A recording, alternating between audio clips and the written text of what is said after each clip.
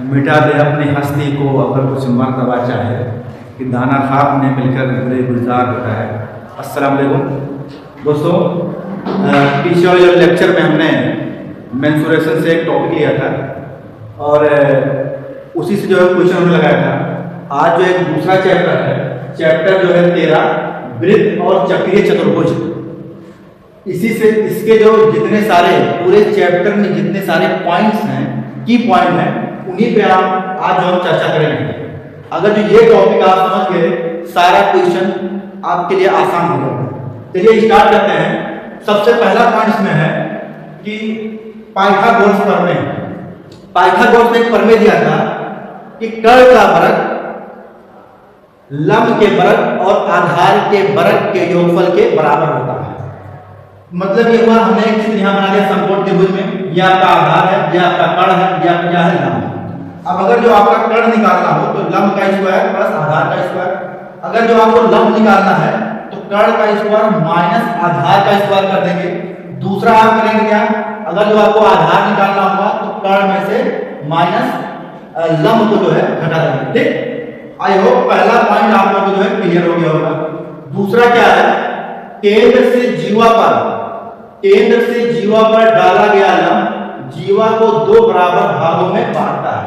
ठीक, किसी वृत्त में एक कोई मान लीजिए वृत्त है और इसके केंद्र से जब हम जीवा पे कोई लंब डालते हैं तो वो जीवा को दो बराबर भागों में बांटता है। लंब मीन क्या होता है कि यहाँ पे ये कोण जो है 90 डिग्री का बनना चाहिए। जीवा को दो बराबर भागों में बांटता है। कोई भी रेखा वृत्त के परिधि को जो दो बिंदुओं को मिलाती है उसी को क्या बोलते हैं, जीवा। ये पॉइंट आपको क्लियर हो गया होगा। तीसरा पॉइंट क्या है, वृत्त की समान जीवा केंद्र पर समान कोण आंतरित करती है। आइए चित्र के माध्यम समझते हैं। ये कोई मान लीजिए हमारा वृत्त है, ये आपका केंद्र है। अगर जो हमारे जीवा जो है बराबर है, जैसे मान लीजिए ए बी जितने हैं उतने हमारा सी बी है, तो ये जो केंद्र पे इसके कोण बनेगा मतलब कोण ए और कोण 2 ये आपस में क्या होंगे, बराबर होंगे। अगर जो जीवाएं बराबर हैं तो केंद्र भी बराबर कोण आंतरित करती है। आई होप आपका तीसरा पॉइंट जो है क्लियर हो गया होगा।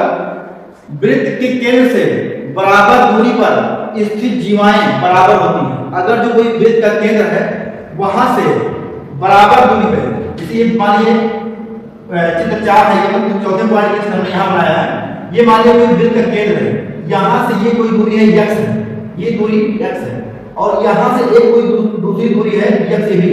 मतलब वृत्त के केंद्र से जो एक जीवा जो वाले है इसका नाम ए और b है और इसका नाम c और d है। मानते हैं कि x दूरी पर एक जीवा है ab और फिर x दूरी पे जो है क्या है cd।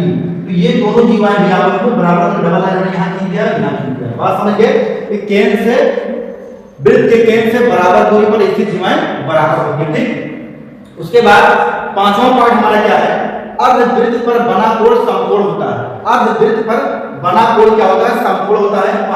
इसका लिए हमने चित्र 5 यहाँ बनाया है, अर्धवृत्त।